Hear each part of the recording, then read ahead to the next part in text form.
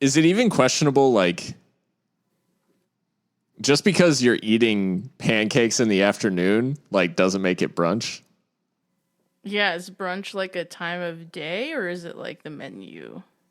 Because, That's an like, if I eat a interesting one. hamburger at 4 p.m. on a Sunday, that's just dinner, like, Right. or a late lunch. And even if it has like a fried egg on it, I It's can't. just a Royale. Like, that's Yeah. not brunch. I can't say that I'm having brunch. That's hilarious. Fraud brunches.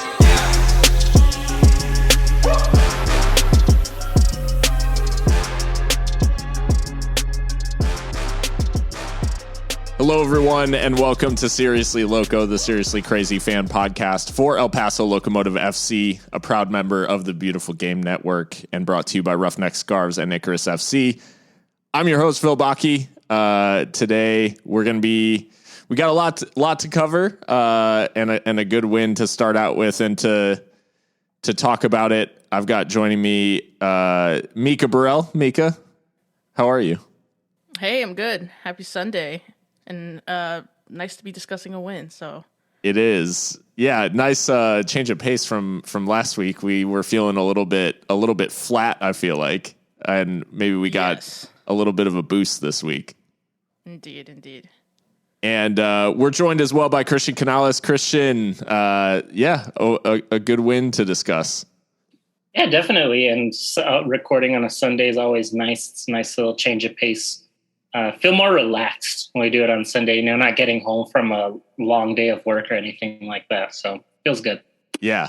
The atmosphere is just a little more chill, for sure. And pressure's off a little bit, especially following a win. Not feeling that anxiousness, around the team right now, but, starting out, before we get into that 1-0 win over Austin Bold, and then obviously onto a preview of the game against Indy 11.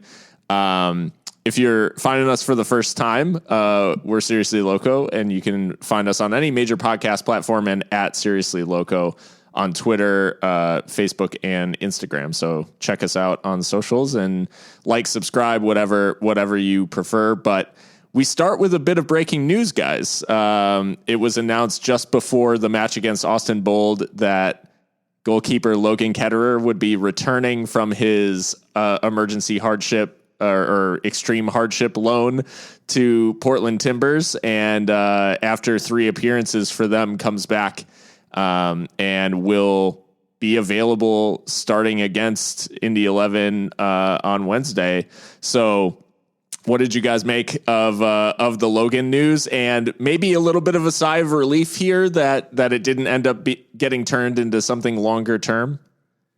yeah, I was just gonna say relief, because it seemed like as every week went by that it kind of felt normal not seeing him back there in goal for us. Zendejas has done really well, and I'm sure we'll get onto that. But yeah, welcome sight back here in El Paso to see Logan back. Obviously, I think his loan was successful by all accounts. I mean, the penalty save heroics against MLS all-time leading goal scorer Chris Wondolowski.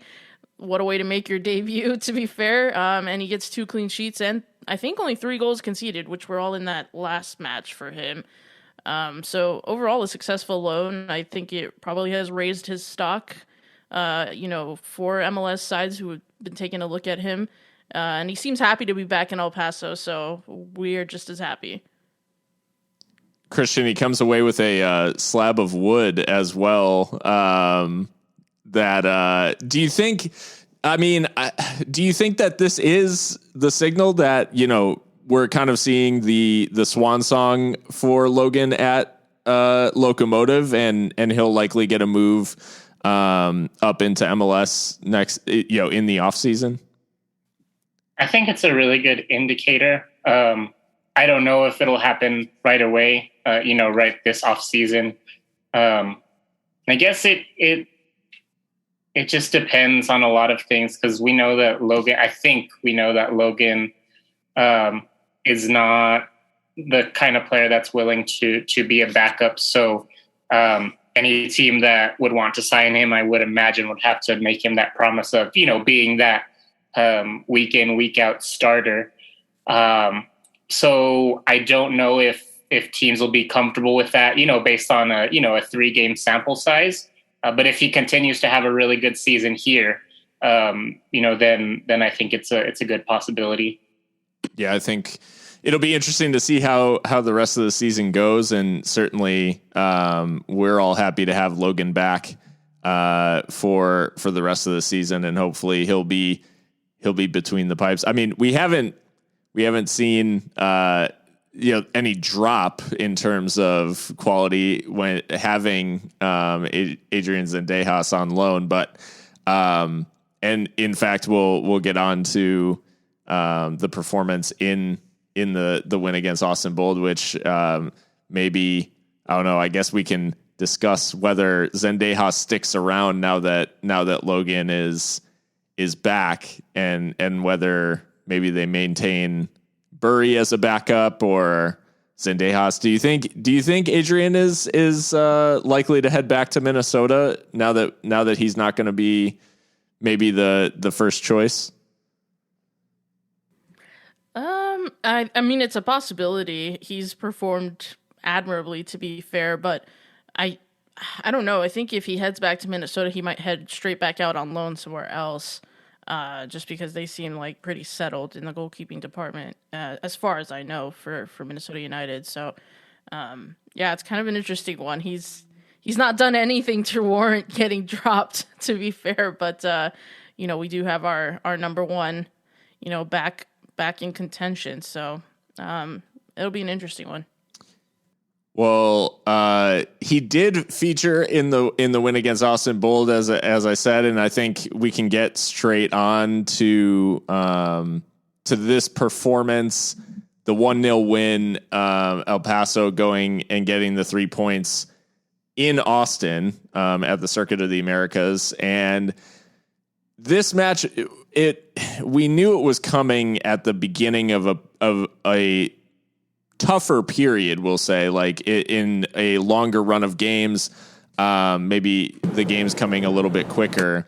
But the interesting thing that really stood out from the beginning in this one was the amount of changes to the lineup. And Mikka, we saw like 5 changes from the previous draw against Sporting Kansas City.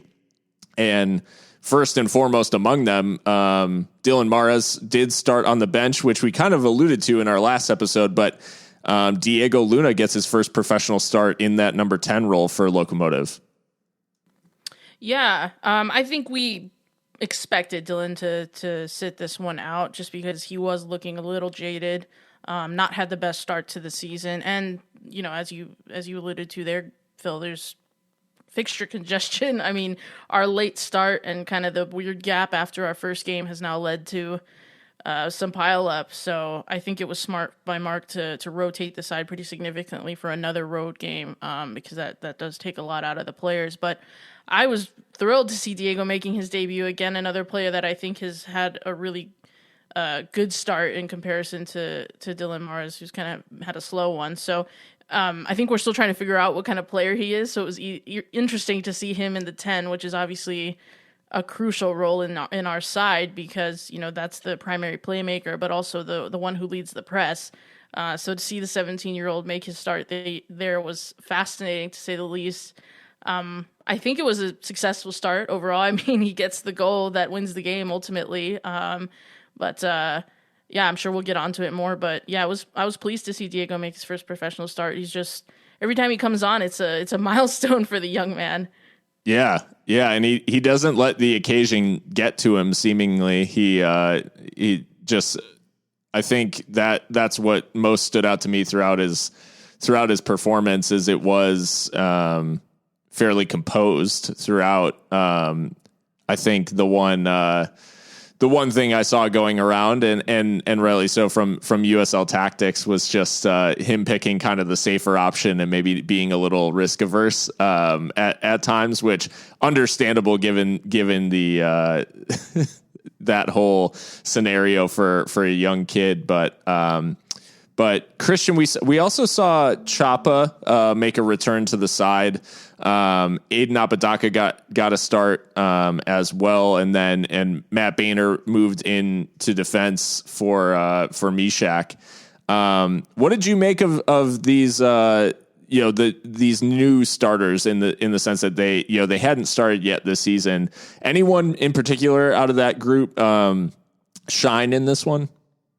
I think Boehner had a really good game again. 2 for 2 as far as just doing his job, and it's like we always say as a center back, if you don't really have anything to say about your performance, that's usually better. And I think that was the case here. Just solid play, not making a whole lot of mistakes. I was a little disappointed in Chapa. I was just expecting a little bit more from him, given that it was his first start. I think his first real minutes of the season. Actually, I was hoping to see a little more spark or fire out of him, but didn't go that way. And same for Aiden too. I think that he was also a little bit underwhelming. So out of those three, I think that Matt was definitely the standout. Yeah, the of the changes, it was I think whenever you're introducing someone in that midfield, and especially I think Mikka, and this could have played in with Chapa's and maybe the disappointment in Chapa's performance. And disappointment may be a bit of a strong word, given that he wasn't bad by any stretch. And I think in the first half we actually spoke about him as maybe the one who was functioning the best, I guess, in that midfield. But I think the problem right now is the level that maybe Nick Ross is playing at, and just how obvious it is in terms of like the fluency of the side when Nick's not in there. Yeah, I think that's fair to say. I think the drop off, that sounds really harsh. I was going to say the drop off in quality, but just the difference, I guess, in Nick's form to start the season compared to our other midfielders is noticeable. And I mean, you look at Chapa's numbers, and again, there's nothing to suggest in the stats that he put a foot wrong. I think it was just the state of play and the way that he looks in comparison to some of our other players. To be fair, he and Richie both, I think, kind of fell off after about the 20-minute mark. And I mean, not to make excuses or anything, but it wasn't really the best kind of match conditions for our type of football. Very wet pitch, too wet. I guess it had rained in Austin that day, very humid, just, on the road, quick turnaround from the Kansas City match. So I think we could have reasonably expected a little bit of loss of fluency, if you will, in that midfield. And to be fair, Austin, also the way that they set up really, I would say, I don't know if nullified might be too strong a term, but they certainly disrupted us in terms of wanting to keep the ball. And you see that by the end of the match, it's almost even in terms of possession. So midfield just didn't have, I think, the best day, generally speaking. And Matt Boehner, I think you're right to give him props. Christian, I think didn't put a foot wrong.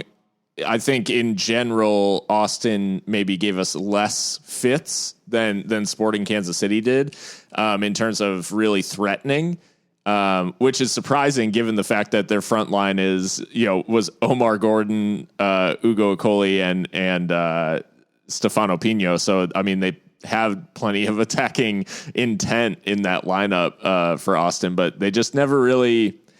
It seemed like we were able to frustrate them a little bit more than they frustrated us, I guess. The one surprise, and a player that we haven't really addressed since he joined the team and signed his contract, is Ricardo, aka Richie Zacharias, and a local lad who spent some time at Chattanooga Red Wolves last year. He makes his debut in this one off the bench after an unfortunate collision with the advertising hoardings while he was still sat on the bench. But he is able to get into this one, and the attacker seemed to really put himself about. Like, obviously he was a little bit it was late in the game. We were really just trying to see things out, but seemed like he got, adjusted to the occasion fairly quickly and was able to get in there and just kind of disrupt some things. What did you make of Richie's debut? Do they really call him Richie? Is that apparently according to a source on the inside? Interesting. Well, I mean, we only saw him for 5-6 minutes, but he was mobile. Made a couple of passes, if I remember correctly. So good to see him get some minutes in there, and hopefully we start seeing more of him in the coming weeks. It's the attack is, I think we'll get on to the attack a little bit later in this match review, as it was a bit of a mixed bag for the attackers across the entirety of the 90 minutes. But we'll start first with the good, Mikka, and the good from this match. It begins with Diego Luna getting his first professional goal. The assist coming from Maka King's left foot that crossed to the far post. And I mean, this is one of your favorite types of goals, Mikka, in that it comes from that number 10 making a late run to the far post. Yes, late runs to the far post all day. It's so intelligent by Diego to make that run. I mean, it seems obvious to those who are seasoned in the game, but he's just come out of the Barca residency program, and every time he's on the pitch, it seems like something's going to happen, and he certainly proves that with his first professional goal on his first start. Just a great run to the the far post, as you said. The defenders are completely caught out by it. I don't think they're expecting him to do that. No one's really marking him as he makes that run, and good on Maka too to pick that space out. Because I don't think we see it enough. I think sometimes when we cross, it's just hoping that we'll get a rebound or something, but it was very intentional by Maka to pick that spot. And with his left foot, nonetheless, really good. He's falling over as he does it, but I think that's more to do with the pitch than with him necessarily. So just really nice connection by both of them. And a good goal and ends up being the winner. So can't really complain about any of that. Yeah, it was a solid header too. Like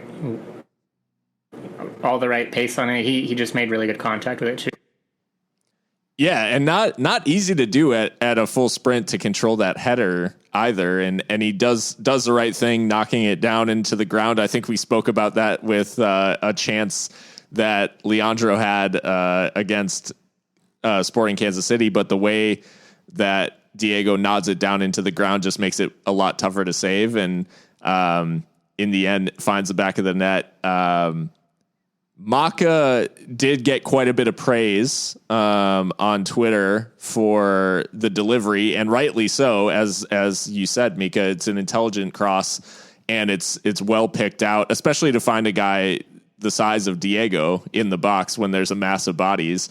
But Maka wasn't the one receiving the praise on Twitter, in the sense that at Maka King 26 was getting the praise on Twitter, who we have quickly discovered is not Maka King. I haven't used my favorite hashtag, which is hashtag just USL things, but this is certainly one of them, because that is not our Maka King, guys. This person, it seems to be someone living in East Anglia or something, a Norwich City supporter, and he's playing along with us, but he is not Macaulay King of El Paso Locomotive. Unfortunately, I don't know if the real Maka King's got a Twitter account, but that was pretty funny seeing some of our local media and fans tweeting at him, and he said he had delivery like Kevin De Bruyne or something like that, so he's playing into it, but that is not him. Props to him for being a good sport. Yeah. He said, "Some say I have a better delivery than Kevin De Bruyne. Amateurs call it genius. Masters call it practice."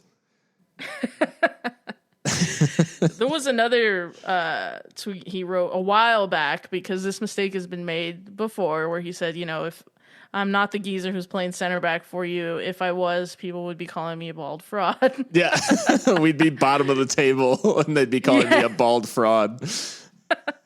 So just FYI, anyone out there wanting to speak with him, that's a different Maka King. And now that travel's opening up, I mean, is there maybe a chance to get this Maka King out to a match? Okay, we should start a GoFundMe for that.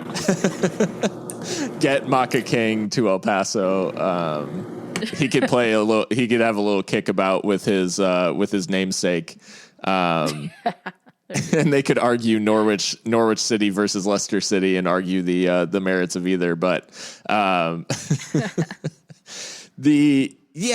mean, unfortunately, like, the rest of the attack and the goal scoring prowess of the side is relegated to the back half of this review, because we did just grab the one goal and chance creation was a little bit mixed. But at the other end, as we mentioned, Adrian Zendejas, third straight clean sheet, 3-3 for the on loan keeper. And I mean, again, doesn't really put a foot wrong. Not much to do, but there were a couple of moments where he had to be smart and react well. And the one in particular looked like a mishit cross that almost found the top corner, but well saved. I think it was in sometime in the last 10 minutes or so, or maybe last 15. But yeah, Zendejas seeing out another clean sheet. Yeah, and I think there was, I don't know if that's the chance you're talking about, but there was also like a ball down low that he kind of parries, but it bounces a little bit. He's still able to control it. But yeah, I mean, again, I don't think we can complain about what the job Adrian's done since coming in from Minnesota United. He's been just solid. I think the defense helps him out a lot, to be fair. So it's kind of a dream for a goalkeeper coming into an unfamiliar situation, knowing you've got strong defenders in front of you in a well-drilled system, as this Mark Lowry side is. So he's been helped out a lot, but I think he's also been called on in certain occasions to make the big stops. And again, just really can't complain. 3 straight clean sheets, I think they speak for themselves. And yeah, if he's dropped, it won't be for any form reasons.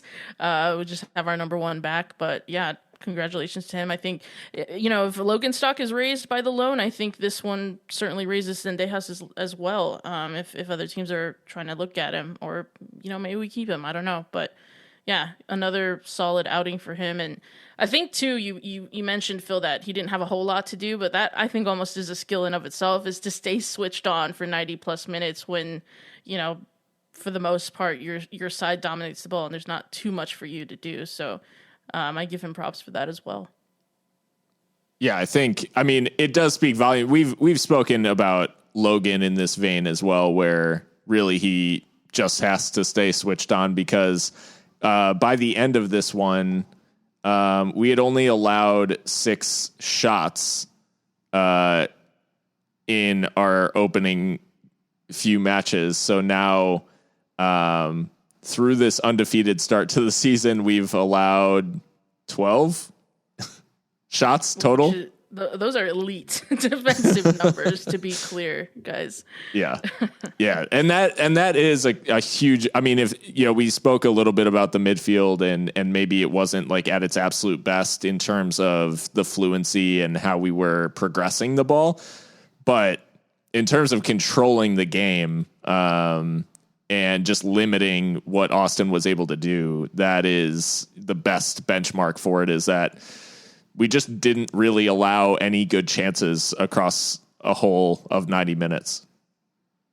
Yeah, didn't really allow a lot of good chances, as you said. I will say, though, and I hinted to it in the intro, Austin came out with this 3-4-3, and I mean, for periods of time, they did dominate possession and kind of kept us hemmed in. We weren't really finding our way out through the midfield, and being that they play that wing back using system, we couldn't really exploit the flanks either, because it was just kind of clogged up there as well. We defend very narrow, so it really didn't allow us to break out in those areas too often. And again, as you look at the stats at the end of the day, it's 49% to our 51% possession, so it's closer than some other games have been. But Austin really couldn't make that count. And, kind of unfortunate for them. But yeah, I think it was just overall one of those, I'll call it professional performances where we get the goal and kind of just hold it down from there. So yeah, this was a road match that I think I can be happy with. Was it the most aggressive match? No, but like Mikka said, you do what you need to do, and you get the win. I think we just did a better job of containing them than we did in Kansas City, and got the goal that was the difference maker. So, even though it wasn't the most exciting match, I'm much more satisfied. I think I can say this now, with the benefit of the result, but I think that I would have been happier with this game than with the Kansas City game, even if we hadn't scored. That's true, because it was a lot less stretched than we were in Kansas. Yeah. Way too many counterattacking opportunities in that one, and not nearly as many in this. So I think I almost prefer this performance for sure. This does ensure that we're still undefeated to start the season. 2 wins, 2 draws, and not a ton in the way of goal scoring, but we know that this is often how we start seasons. So not too dissimilar from the norm. But as you pointed out, Mikka, this has Locomotive undefeated in the regular season dating back to August 8th of 2020, a stretch of 11 games, with that last loss in the regular season coming against Phoenix Rising on the 1st of August.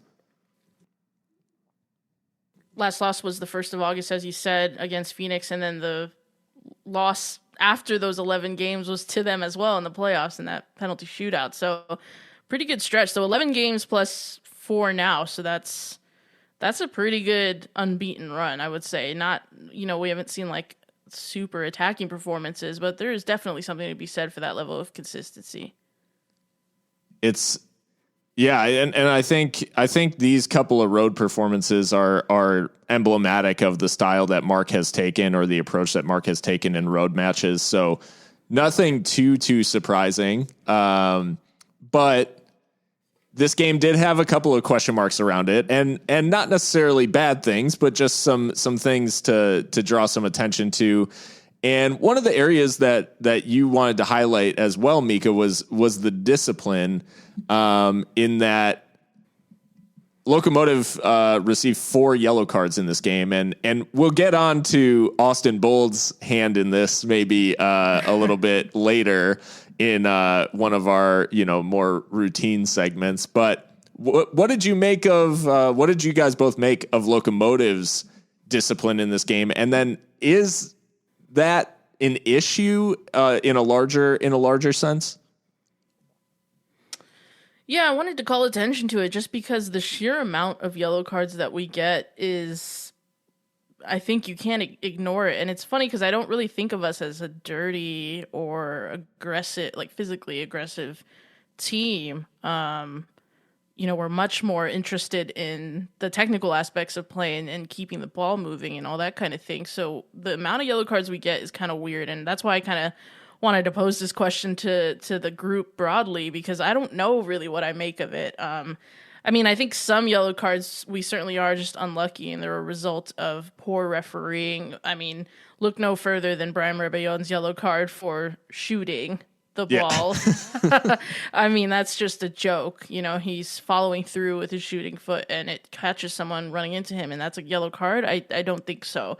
But perhaps there are other examples where maybe we do, take a tactical foul or whatever, and we're not clever enough to avoid the card or whatever the case may be. But yeah, I just want to call attention to it because it's weird. It's definitely weird when you look at the stats, and especially looking at last season's yellow cards. So yeah, I can think of a couple this season. I know I for sure can think of one for Dylan in the New Mexico game. I want to say another for Dylan in another match, but I can't remember what.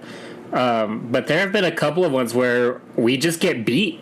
And I think that that's something that we haven't seen a lot in the team's history, where we just get beat and know that we're not going to catch up and have to take that foul. That's happened a lot more this season than I can ever remember. And even Diego, we even saw in the Austin game, he was trying to pull back a defender, but was too slow to even catch up to him. So I don't know if it's if it's more of a conditioning thing, and we just have lost a step and need to get that back, or what. But I think that there is a little bit of a concern because is it Yuma? Is Yuma on 3 already?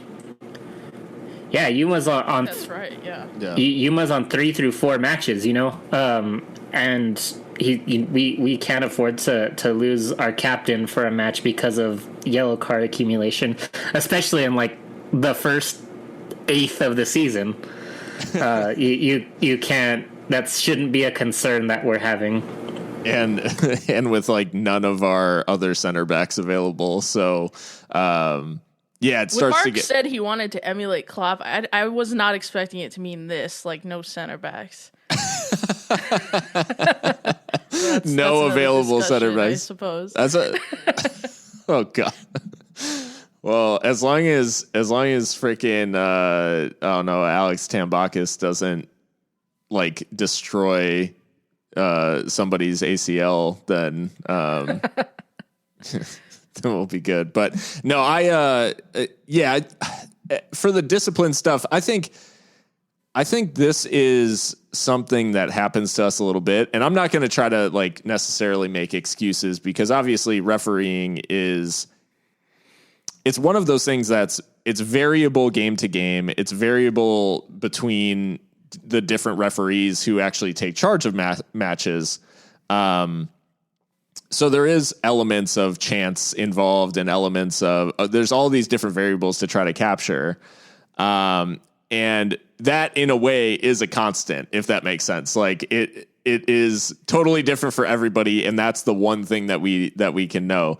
But I do think the one thing for Locomotive that makes it a little bit different is the way that they play is significantly different than the way that like most USL sides set up, and the way they try to pass through teams and all of that. So I think we often find ourselves in this weird situation where the other team could be like flying in and could be like pretty reckless with some of their challenges, and those are getting booked. But on the other end, we're getting booked. Like the threshold for our bookings is almost lowered, because I would say those types of challenges are more rare. Not non-existent, because Maka King flies into a tackle and isn't called for a foul at all, that I thought was like borderline dangerous. So Borelli loves a slide tackle as well. So I'm not saying that we don't do it, and I'm not saying we don't ever mistime something. But I think as you have those moments where, taking, and I'm sure we'll get onto it, but Ikaza in this one, like, is booked early on, or Ikaza. He's booked early on and could probably have been sent off. I think those sorts of moments in a weird way actually lower the bar for the other team to receive a booking, because the referee is trying to like maintain equilibrium.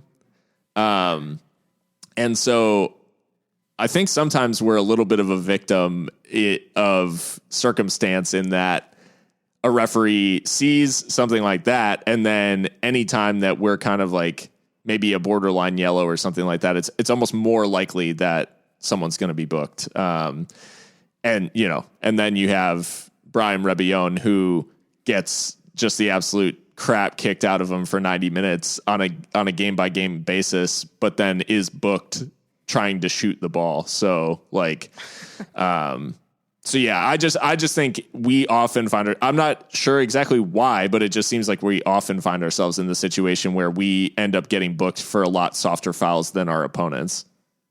I really thought Phil was going to come in with I just think it's funny how it would have fit too. But yeah, I mean, we have the most yellow cards last season, and off to a like lightning start with 13 cards already through 4 games. So, yeah, it's been pretty prolific on the bookings front. Where it hasn't been as prolific is at the other end, in scoring goals. We have just the 3, in the 4 games. And it's not necessarily an issue of chance creation, although it does seem like shot creation itself is maybe not as, prolific as it has been. And our strikers really aren't firing at the level that we would expect. Certainly some bright spots, but so far the goal scoring, are you guys getting to a point of like full concern yet? Or is it just strictly, this is how Locomotive goes and we're waiting for the engines to heat up a little bit and then we'll get into, some of these games later in the season and fire 3 or 4 past the team? I mean, this is just us, isn't it? I mean, it's we're never gonna explode for like 4 or 5 through, over like a 5-match period or something like that. That's not us. But I will say, for this season, right now where we are, I think a lot of there's 2 things that I've observed. One, there have been some really high percentage opportunities that have just been whiffed by our strikers. I think of Gomez with a couple of opportunities in the box that any other day he puts on target, but he just miscontrols or whiffs on it completely. And 2, our primary chance creator is not yet in form, which is Dylan Mares. So I think those 2 things are kind of conspiring against us right now in terms of the goal scoring. But again, we're not going to explode for 4 or 5 like consistently. And I think one of our listeners even had a question about that, which is funny because I tell you guys this like all the time. So. Yeah. Yeah. At Yancey 1389 said, what European team would you compare El Paso to and why is it Atletico Madrid?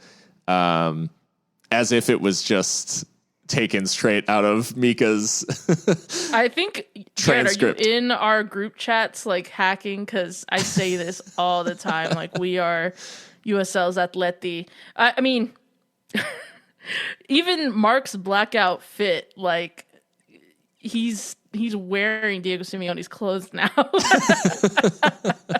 Which, hey, I mean, there's worse teams to be than Atleti, who just won the league. So yeah. Whatever, man. If that wins us championships, then I'm all for it. But it can be a little bit dull at times, I will say. I think the goal itself is actually kind of demonstrative of the fact that we've had these like. Did we lose Phil? No, I'm good. Okay. I'm back. Sorry. So the goal itself is almost demonstrative of some of the things that were going on in that, although it starts at our own goal, like in front of our own goal, because it is actually off a cleared corner that this move ends up taking place. Lucho Soloniak, who's obviously expected to be one of the main men up front, and he's going to be the one, we're expecting to be on the end of a lot of these moves. He actually is inside our half of the field and comes deep to get that move going. And it's not to say that it's a criticism of anyone else, but I think a lot of our counterattacking play, for the amount of pressing we do and the amount of breaking that we try to do, we end up slowing it down so much. And I think Lucho got to a point where he dropped deep and was like, I will now make sure that this counterattack progresses. And he plays that ball like out wide to Mikka and just make sure that we're like being direct and being progressive with the ball, because some of the decisions being made up to that point were very conservative, were very much like, hey, let's play within ourselves and all of that. And it could be instruction from Mark. It could be just a decision made by those players in that moment. But the time that we do decide to break and get progressive, we end up with the ball in the back of the net. So it's just, I think there is a little bit of a shift that's needed. And hopefully Lucho's not the one who has to do it all the time. As I'd much rather, have him in the box to receive that cross. Although, the result is obviously good, but yeah, I think some of that and just some of that killer instinct. I don't know, Christian, if this resonates with you. I think we've talked about it kind of a lot actually in the group chat, but just a little bit of that aggression going forward and trying to press the advantage when you've got it. Yeah, I mean it's not happening, and I think that I wish I could talk to Lucho and kind of get a sense of what he's feeling or thinking, because he is playing back, and I think that is affecting his productivity. He has one shot on target so far this season, and like 4 shots total. And I think the shot on target is his, that 15-second goal or whatever it was against RGV. So apart from that, he's done nothing or hasn't been able to do anything as far, what he's brought here to do. So I imagine that he's probably very frustrated because, like you said, there isn't that buildup that the strikers need, so they're having to take care of it themselves. And I think that translates to all of them, whether it's him or Aiden or Aaron, that they're having to move back a lot more and therefore aren't in position to take advantage of those opportunities as much. So I definitely think that some sort of switch needs to flip, and they need to get more aggressive because once we've gotten kind of lucky to face some, I'll say, less threatening teams so far. But once we get into that divisional schedule, it's going to be San Antonio, it's going to be New Mexico, it's going to be RGV, and over and over and over again. So it's got to change by then. One of the things that we spoke about as well the last time around was how in the game against SKC2, it seemed like we got better after the substitutions. And it made us a little bit worried about the state of Dylan Mares and maybe and just how things were functioning. In this one, we actually see Dylan and Nick Ross make late game sub appearances. And the team also looked very sharp once they were introduced. So is this just a case of like, we were almost concerned about the starters in the last one, but Locomotive has always kind of had this like impact sub vibe where the players come off the bench and make a difference. Yeah, the quality of midfield was elevated up a notch, like very, very clearly once Nick and Dylan were introduced. And I mean, again, I think we expected the rotation and having 2 back-to-back road games in, a very short turnaround time. But I think that's the thing about this early season lack of goal scoring that also kind of gives me, I guess, a little bit of relief or hope, is that we can make subs that can make a difference. Now, of course, this doesn't result in a goal, but I think in the future it might do. And one thing about Lucho that I was remembering as Christian was kind of talking about his having to drop deep and make chances for the team. He told us in the preseason that his best goal scoring campaign, I think in Finland, or was it Finland where he played and won the scoring record in that league, was because of an understanding that he had with one of his teammates. And I pointed it out earlier, Dylan's not had the best start in the world as far as creating chances for his strikers. So I think maybe once that relationship is better established, we'll see it bear fruit a little bit more. But yeah, it's interesting because Lucho's really good actually on the ball. Like he can definitely do that like false 9 job, But I don't know that we want him to because of his age, and I don't know that we want him running that much and dribbling that much. I would like him to be on the end of more things, but he's very good at it, so it's kind of like, it's odd.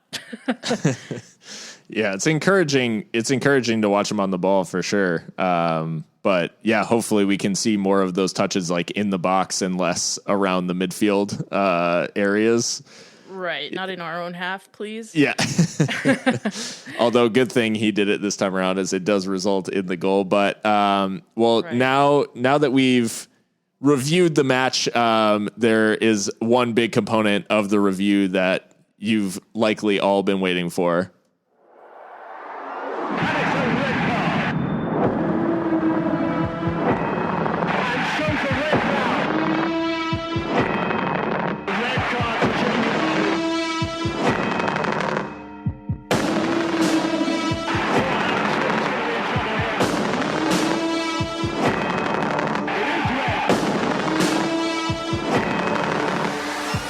Seriously Loco Shithouse 11.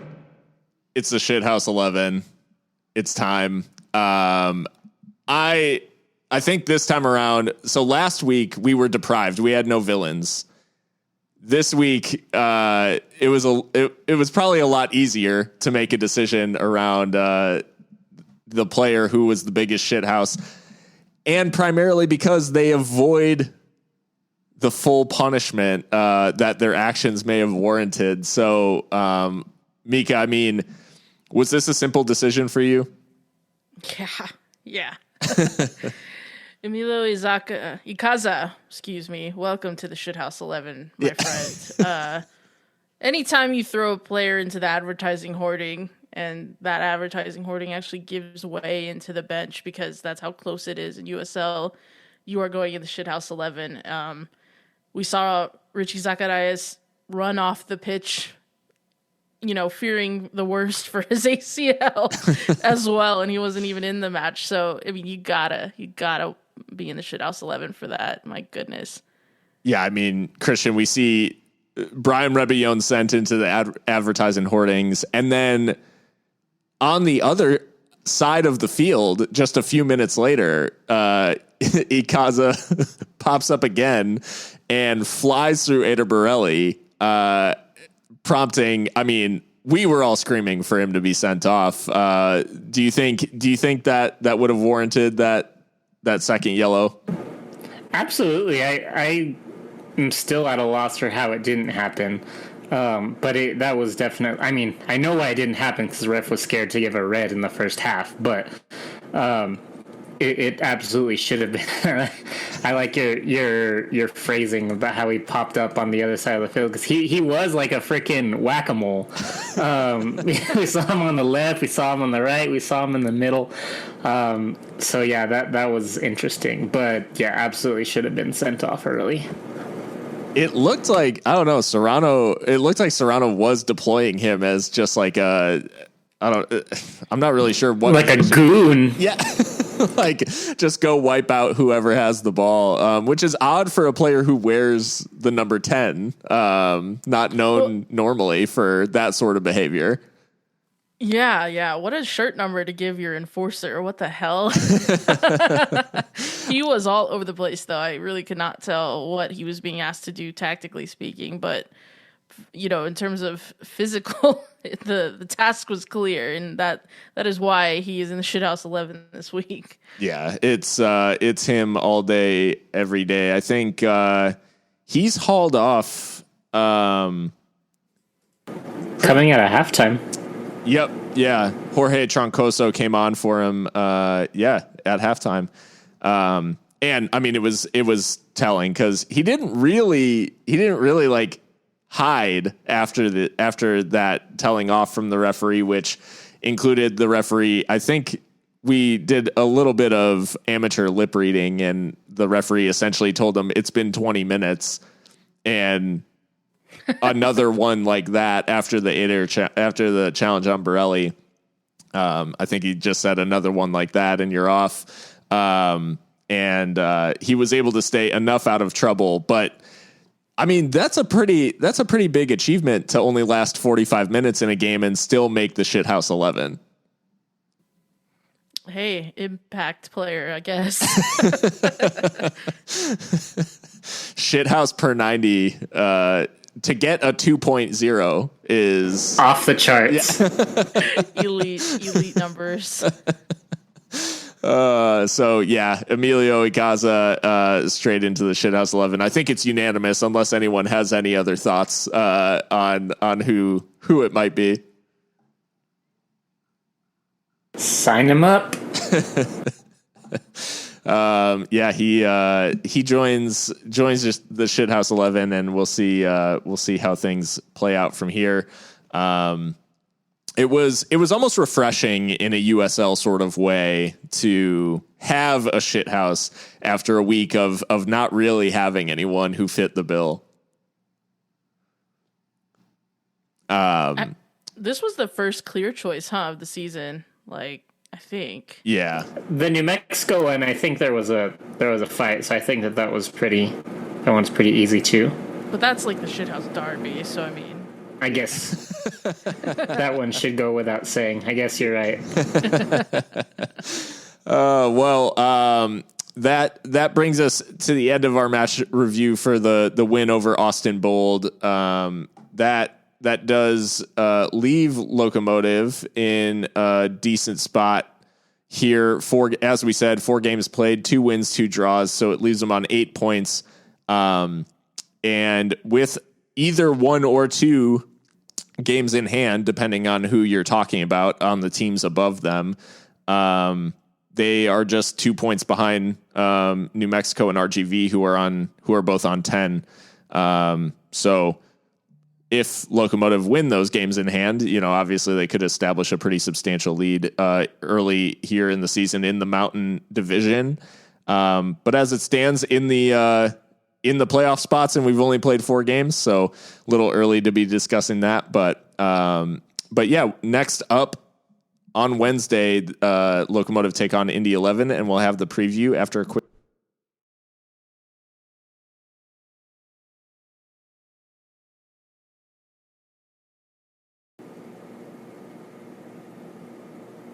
Welcome back, everyone, to Seriously Loco. Guys, we've got Indy 11 on Wednesday. Big match coming up.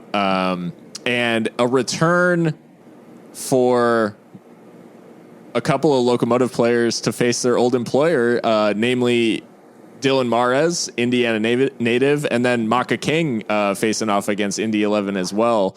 Both have implied their trade over there. So, and I mean, a first, I guess, for Locomotive in that we're facing Eastern Conference competition.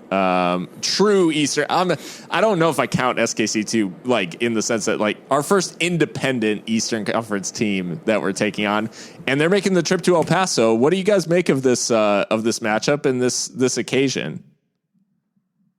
It's exciting. I mean, they're a team with a lot more, I guess, prestige maybe than Kansas City. So to be able to get the opportunity to play them is awesome, and that they're coming here too. It'd be one thing if we had an away match against them, but they're coming here, so we're gonna get to see a team that, as we may never get to see again. Outside of a championship final. So I think it's a really great opportunity, and they're in really good form. So I expect it to be a very exciting game for the fans.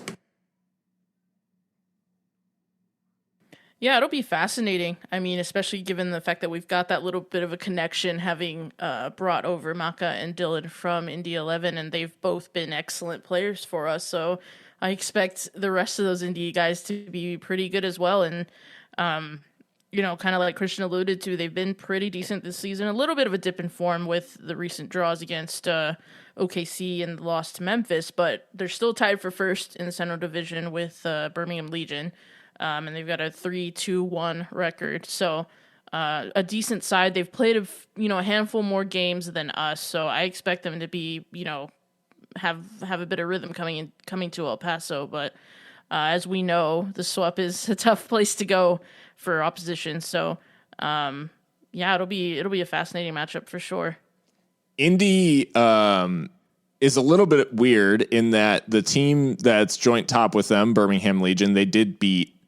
Then they lost to FC Tulsa, which at the time I think a lot of people were giving a lot of credit to FC Tulsa. And since then, Tulsa's become a bit of a meme themselves in that they haven't played well at all. But Indy then beat SKC2, which I guess they would have expected to, then beat Louisville City, and that got everybody talking. Well, they followed up that win over Louisville City with a draw to OKC Energy, who just sacked their manager, John Pascarella. And then they just lost last night to Memphis 901, who, I mean, Mikka, I think your text in the group chat was, I forgot they existed. Yeah, I'm so sorry to Memphis 901, but I was like, wait, they're a team. Okay, cool. So yeah, does Tim Howard still play for them? I don't think he plays. But he's still involved, right? I think he's still involved. Yeah. But, I mean, is this a case, Indy, maybe, like, we were talking about Locomotive sometimes having trouble or playing to the level of their opposition after the draw against SKC last week. Is that maybe what we're seeing with Indy, in that they're, you know, they come out and against Louisville City, they have this big win, but then against like lesser opposition, quote unquote, they have these flat performances and come out with a draw and a loss. It's a weird one. I hadn't thought of it in terms of maybe like matching the level of the opposition they play, for better or for worse, but that is a good shout, Phil. I looked at these recent results and decided I wanted to go and kind of do a little bit of a deeper dive into the stats than I normally would for opposition. And what I found is that Indy are really not concerned with possession. And in fact, they've been outpossessed in 4 of their 6 games. However, they've taken points in each of those games in which they were outpossessed. 3 wins and a draw, including that one against Louisville. So kind of a weird one. And they've lost both matches where they've been outpossessed by the opposition, namely Tulsa and Memphis. So I don't know what to make of this team. I mean, it seems like if you give them the ball, they might not know what to do with it. They might just want to continue counterattacking. They do play this. They've experimented a little bit with the like 3 or 4 different formations, but it seems like they're kind of settled in this 3-4-3 or a 3-4-1-2. And as I kind of pointed to with Austin Bold, we are capable of being dominated when the team has three at the back and can kind of dominate the wide areas. So it's something to keep an eye on, but. Yeah, I don't know. Maybe we are more alike than we first think, because they have gotten some weird results against teams they probably should be beating, and then upsetting some of the bigger ones. So, yeah, just they're a strange team.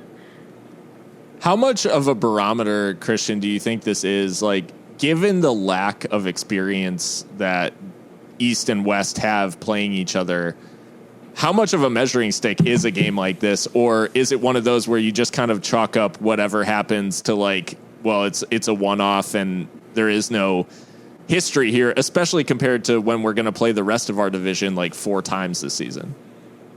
Yeah, I don't think this game carries too much weight as far as, how good are we really, that kind of thing. Because it is just once, and because it is just once, we know that, teams from the East and teams in the West are so different. So I say these games are really a coin toss and could go either way, and really have not a whole lot to do with showing which team is more skilled than the other.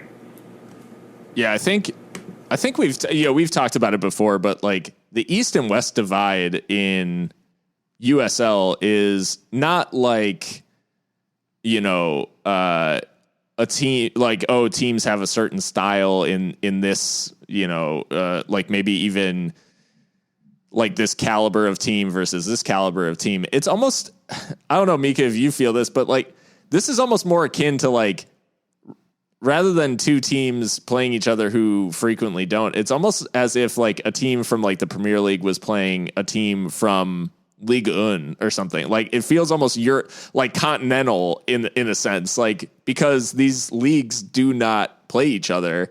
And I say leagues on purpose. Like the conferences are most seasons their own self-contained league. So this almost has the feel of like not knowing what to expect because when two leagues clash, you're not really sure what the outcome is going to be because there is no history there. Yeah, that's a really apt comparison, kind of treating it like a continental match almost if this were Europe, because really, yeah, there's not a whole lot of overlap, I think, in terms of what results mean, in the Western and the Eastern Continent. There's not any overlap at all. There's no implications for that until the playoffs, or until the championship final, really. And Mark has even spoken to us before about how there is distinct tactical and philosophical differences between the West and the East at times. So yeah, I think this isn't a free hit. I mean, I think we want to win, but it's hard to draw any conclusions from this one when it's all said and done. But yeah, just a weird one. And I think it's cool though it's a cool opportunity though, because we get to see kind of what the East is serving up with one of their storied sides, to be fair. But yeah, I don't know that we could draw any, huge conclusions from this match. I always go for it. Sorry, just a little fun fact I did some quick research on since you brought it up. So if we were to say, Manchester City against PSG, just to get an idea of like how far away these teams are in the USL, not just like in terms of like philosophy, but just physically. So to go from Manchester to Paris is 510 miles. From El Paso to Indianapolis is 1,460. So like almost 3 times as far. So really in 2 different worlds physically. That's crazy. Yeah. I think that map had been doing the rounds of MLS teams like overlaid over Europe, and USL obviously no different in that, but it does just highlight, I guess, the size of America's now like growing footballing infrastructure and just how crazy it is to maintain it over the expanse that we have. And luckily now some of the empty spaces are getting filled with actual clubs, which is always encouraging. But yeah, so as far as actual predictions and especially, I think, for Locomotive fans going into this one, the lineup is always going to be a big question. And we had a couple of questions related to the lineup. So at Yancey 1389 asked, what changes to the 11 that Lowry made in Austin stick for this week? And to go along with that, at Ebow 27 asked, do you think Luna should get another start, or do we need to be more careful and conscious about his starts? So Luna being one of the changes in Austin, is that one that sticks? And then are there any of the other ones that stick for you? Luna starting again. I don't know about that. I'll answer the question. Should he get another start? I mean, should's a normative question, right? I think he scores a goal, so that would tell you yes. But the second part of that question, do we need to be more careful and conscious about his starts? Also, yes. Again, he's very young. We don't want him to kind of, burn out too early. And I think he did struggle with the physical aspects of the game at times. And Christian highlighted that with him almost taking a card, trying to pull somebody down because they just kind of breezed past him. So I don't know. I think Luna should make an appearance. But I would actually like Dylan to start this one because I think he deserves to come back into the fold, and it's against his old team, and we know Mark loves to do that. So I would say let's let Luna start on the bench and maybe make an impact, in the second half. Yeah, I think that we see the lineup that we had for the first couple of games, with Dylan back in there, Nick probably starting, and I don't know. I think Lucho stays, but I don't know if Gomez or Aiden gets a start. I think we found out that the reason Gomez was not involved in the Austin game was not necessarily because of performance issues or anything, but administrative stuff. But so I don't know which one of them gets a start. But honestly, at this point, I don't think it matters because our strikers aren't doing a damn thing. Well, maybe now that the loan situation, so that is why Josue Aron Gomez did not travel to Austin is due to loan renewal with FC Juarez, and it was more, as you said, Christian, administrative versus performance. But yeah, I think Mahrez, you can write his name on the lineup card right now as long as he's fit. And I think Mark will have had him. I think part of the reason that he rested him against Austin is so he would be fit for this game. Mark loves players playing against their old teams. He literally started Saeed Robinson in every single game against Colorado Springs last season, and it was the only time that he started him. Like, he did not start outside of a game against Colorado Springs. So Dylan will be back in. I think, to answer the Diego question like more directly, I think we will see Diego as a pressure valve for Dylan throughout the season. But I think with his movement and stuff, I think he is the perfect type of player to bring on, or throughout the season to mix it up. Like, maybe it isn't always Dylan that he's in for. Like, he could provide a little bit of a change of shape, or at least a change of approach if he starts in place of one of the strikers, or if he starts in the midfield. You know, if there's a game where we want to be a little bit more attacking and a little bit more free, maybe we see him deployed like rather than the likes of Rebellon, and that could really change, the approach. But yeah, I think Diego is not going to start a handful of games in a row and just log a bunch of minutes, because he is young at the end of the day and physically, developing. So I think it's important that he gets time to not just be run into the ground. And then as far as the other changes, I do think we see Gomez return. Aiden is, I think he shows in moments like why he can be an impact player. But I think he's been, he's obviously shown most like off the bench. And I think Gomez provides more of a threat, or more of a consistent threat over the course of 90 minutes.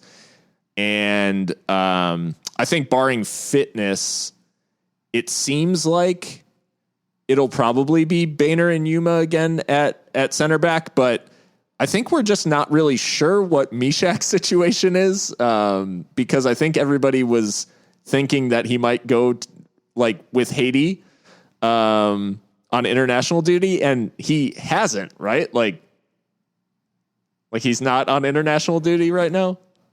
I guess it depends on who your source is right now, because, like I said, USL published, their article about all the players who'd been called up for international duty. He is included on that list, but they played yesterday, and he was not starting, nor was he on the bench. And as far as I know, for Mishak to not be starting for that Haiti team is strange. If he was with them, right. And aside from that, I do think we see Nick Ross from the start, barring any fitness issues as well. I'd say Brahim is I don't know. I think we see pretty much the side that Mark has trotted out first choice for most of the games this season. I think the benefit to this time around is, one, we're playing opposition who are unfamiliar, and we get to play our normal approach without it being something that the opponent has seen half dozen times. But I think the other benefit is just the players coming back into the team that are just that little bit fresher, and the boost of a win versus, Indy's coming in with a draw and a loss consecutively. They might feel a little bit more pressure to get back on track, whereas Locomotive may play a little bit freer. But we had another question. I think we kind of addressed this earlier in the episode, but at High Thumper on Twitter asked, what's going to happen with Zendejas now that Ketterer is back? Zendejas played pretty good as well. I think we all agree. And I think the short answer is we're not sure what's going to happen with Zendejas with him being on loan. It leaves it a little bit tenuous, but with the fixture congestion and everything, I mean, who are you guys really looking to for Locomotive to stand out in this one? Like, who's going to be the difference maker against Indy? I don't know who will be the difference maker for sure, but who I want to will into being a difference maker is Dylan Mares. I really hope that he can make a tangible impact on this one, both because it's against his old side and he'll be wanting to prove a point, but also it's just not been the greatest of starts for him. And I hate to harp on it, but he's just so important to us that I really hope that he finds some form soon. I think it would be great if he can get, a cheeky free kick goal from just outside the area or something, or a nice assist or what have you, but I hope it'll be him. Judging by how things have gone, who might actually really be the difference maker, probably Diego Luna, to be fair, because he has been each time he's played. So, we'll see on that. Yeah, you're exactly right, Mikka. It has to be Dylan, with a sprinkling of Mikka in there too, because you would just love to see that. I can, in my head, just a link up between Mikka to Dylan to Diego, just to have that trifecta and they're scoring a goal for us would be ideal for me. The interesting thing, we talked about the fixture congestion, and obviously it's played a little bit of a part in Indy's form. It did seem like Indy rotated fairly heavily for the game against Memphis in some of the more familiar names, or at least those who have made themselves more familiar for Indy over the past couple of seasons. Guys like Carl Ouimet, Nick Moon, these guys all came off the bench, and they ended up using all 5 subs in this game against Memphis. Obviously, they were trying to flip the score on its head and weren't able to. But it does seem like they may have rotated similarly. So does that mean, in your mind, are these teams kind of, as far as like the fitness and the fixture congestion, are they coming in kind of on level ground? Yeah, their schedule has been kind of brutal. And you would point it out to me, Phil, that they rotated a lot against Memphis. So I would assume that they come out with the Jordan Hamiltons, the Arteagas, the Gordon Wilds for this one and come out full strength because, they rotated pretty heavily. I would say they're probably, I think they've had more fixture congestion, but they've also had more time to get into rhythm. They've got this will be game 7, I think, for them, whereas, we're still catching up, it feels like, with the rest of everyone and getting some games under our belt. So I think they've got that going for them. But, anything can happen, though, against these Eastern Conference sides. Then we just have nothing to go on for this one, so it's kind of strange. It'll be a fascinating fixture for sure. And despite the fact that it's hard to predict, and despite the fact that it's going to be tough to know just how these sides will match up against each other in practice at the swap on Wednesday, we still have an obligation to pick the winner and pick a goal scorer in our pick'em. So, Christian, do you have an update on where we stand headed into this one? I do. It was an eventful weekend. Most points scored so far this season. So for our 4th match against Austin Bold, Phil, you had predicted a 2-1 win with Nick Ross scoring. We got the win, but did not predict the score correctly nor the goal score. So that's a point for you, Phil. I'm on the board. I'm on the board. That's Phil's first points. That is correct. No clean sheet this year. So that's Mikka predicted a 2-0 win with Gomez scoring, so we all know how that was going to go. She gets a point for predicting the win. Austin predicted a 1-0 score with Lucho scoring. So for picking the result with the score, Austin gets a big 3 points this week. And then myself, I also predicted a 1-0 win, but with Gomez scoring. So just a bit more luck than Mikka there, but not much. But that also gives me 3 points for the week, too. Leaving us at myself in first place, I think for the first time in the history of this competition here, with 4 points. Mikka and Austin tied at 3. And Phil getting his first points of the season so far with 1. I want the record to show that. So in our, there's a little Mountain Division like group of folks that has a pick'em going on for any games involving like Mountain Division teams. Right, and I am actually top of the table in that predictor. And so, nice.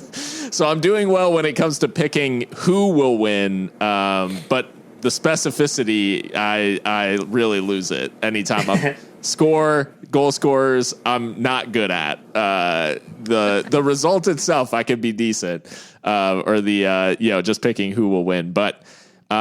In with the pick'em, then I guess first and foremost, Austin couldn't be on with us tonight, but he has submitted his pick.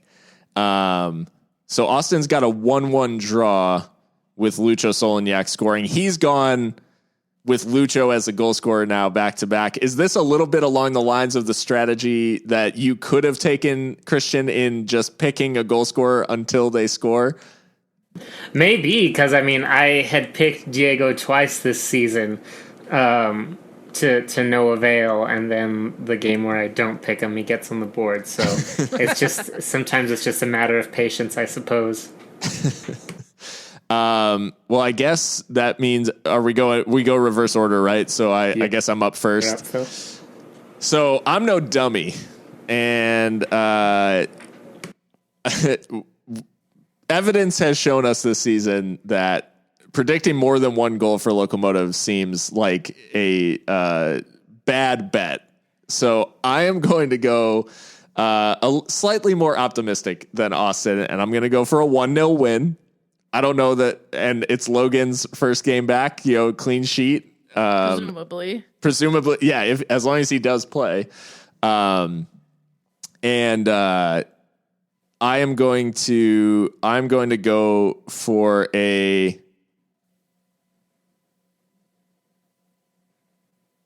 I'll go for Gomez breaking his duck for the season and getting on the board.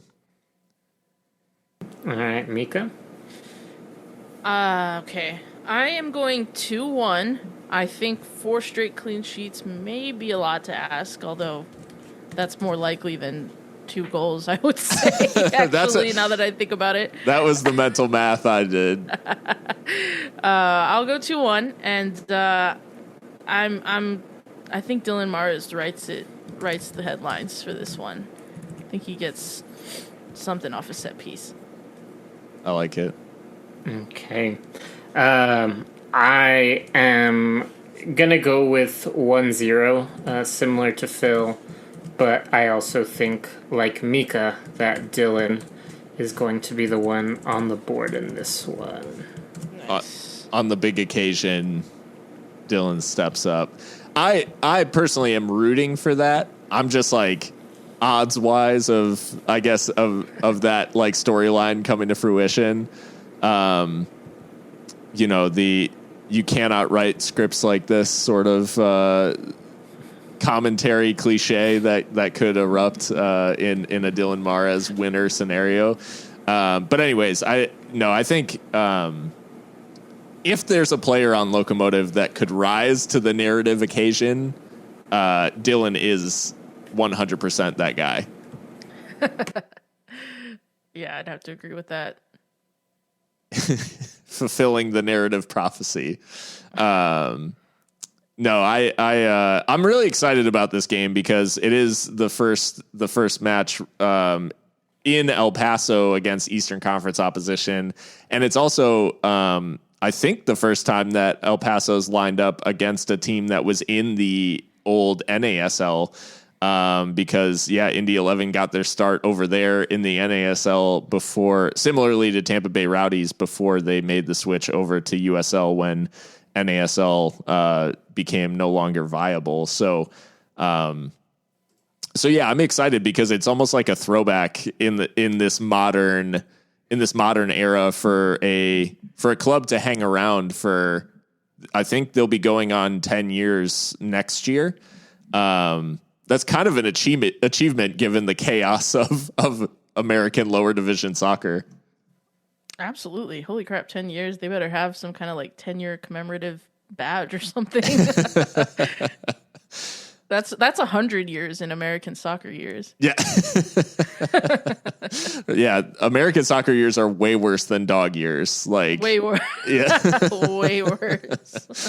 That about does it, guys. We've come to the end. I think, I'll be, obviously watching with great interest. This is a big matchup as far as USL goes. Two really successful teams, both looking to take that next step into more, and with a chance to have a regular season battle. It's really exciting. It's exciting to see that Southwest University Park will presumably be, are they back to capacity? Are they doing 100% now? They are indeed. Yeah.